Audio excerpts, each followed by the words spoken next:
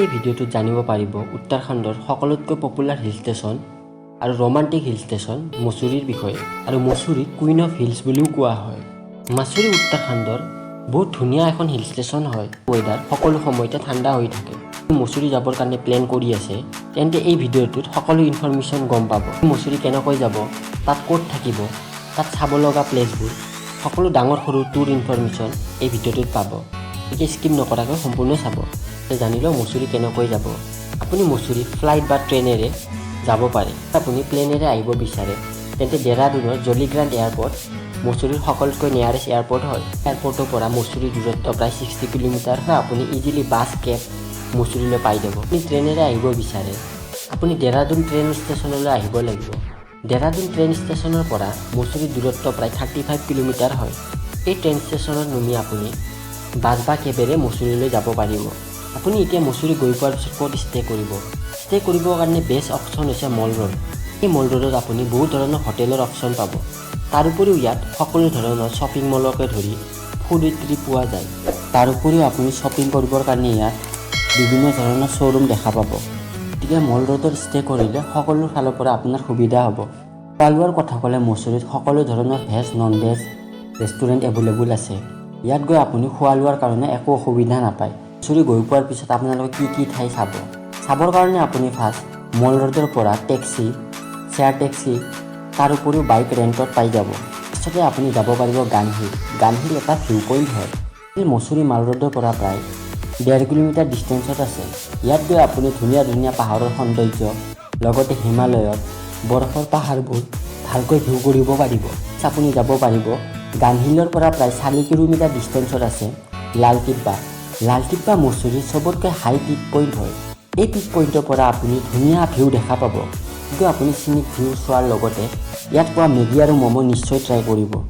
আপুনি যাব পাৰিব কেম্পটি ফল। কেম্পটি ফল অকল মছুৰীৰে নহয় উত্তৰাখণ্ডৰ চবতকৈ ফেমাছ ৱাটাৰফল হয়।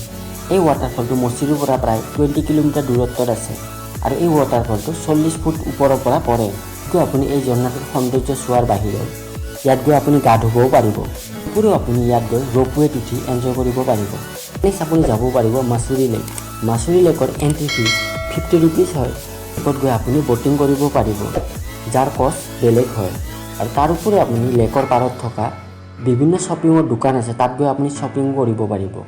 ইয়াৰ পাছত আপুনি ফাৰ্ষ্ট ডে এইবোৰ ঠাই চোৱাৰ পিছত গধূলি হোৱাৰ আগত আপুনি নিজৰ হোটেললৈ গুচি যাব। হোটেলত গৈ আপুনি ৰেষ্ট লৈ মছুৰীৰ মল ৰোডত গৈ আপুনি তাৰ বিউটি এনজয় কৰিব পাৰিব। তাৰপিছত আপুনি নেক্সট ডে যাব পাৰিব মচি ফল। মচি ফল মছুৰীৰ মল ৰোডৰ পৰা প্ৰায় 6 কিলোমিটাৰ দূৰত্বত আছে। ৱাটাৰফলটো চাৰিওফালে জংঘলেৰে আৱৰি আছে। যাবৰ কাৰণে আপুনি অলপ ট্ৰেক কৰিব লাগিব। এই ঝৰ্ণাটো ফটোগ্ৰাফীৰ কাৰণে বহুত ধুনীয়া হয়। ৱাটাৰফলটো ভিজিট কৰাৰ পিছত প্ৰায় ইয়াৰ পৰা 10 মিনিট ৱাকিঙত আৰু এটা ৱাটাৰফল আছে যাৰ নাম হৈছে জাৰি ফল।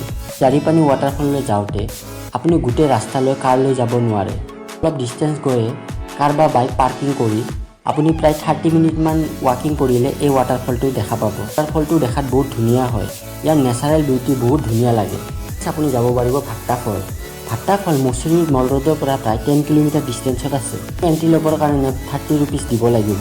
ইয়াত গৈ আপুনি ঝৰ্ণাৰ বিউটি চোৱাৰ লগতে ইয়াৰ ওচৰত থকা ফুড ইট্ৰিৰ পৰা ম'ম', চুপ, মেগী, নুডল এই চব টেষ্ট কৰিব পাৰিব। আপুনি যাব পাৰিব ক্লাউডছ এণ্ডত। ক্লাউডছ এণ্ড মছুৰীৰ পৰা প্ৰায় 6 কিলোমিটাৰ ডিষ্টেঞ্চত আছে। ক্লাউডছ এণ্ড মছুৰীৰ এণ্ড পইণ্ট হয়। ইয়াত গৈ আপুনি ডাঙৰ ডাঙৰ জংঘলৰ লগত ক্লাউড দেখা পাব। আপোনাৰ এনেকুৱা অনুভৱ হ'ব যেন মেঘৰ মাজত আপুনি সোমাই গৈছে। ইয়াৰ ভিউ বহুত ধুনীয়া হয়। এয়া আছিল মছুৰীৰ মেইন চাব লগা টুৰিষ্ট পইণ্টবোৰ। আজিলৈ কেৱল এইখিনিয়ে। ভিডিঅ'টো কেনেকুৱা লাগিছে জনাব।